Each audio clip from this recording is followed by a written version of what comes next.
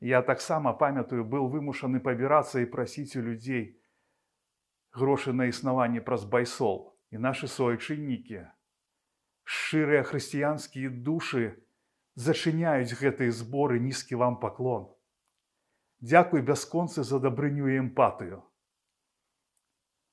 І вы думаеце, я не разумею, што вы адчуваеце, калі вас заклікаюць да салідарнасці, заклікаюць вашымі грашыма дапамагаць таму ці іншаму беларусу, што трапіў у бяду.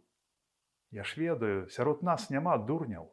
Все вы бачыце, што грошы выдзяляюцца, а потым все вы бачыце, усе мы бачым усялякія фотачкі ў інстах з рэстарацыі адпачынкаў, з выявамі тых, хто распавядае аб сябе, як ён бескампрамісна змагаецца з рэжымам на Тэнерыфах.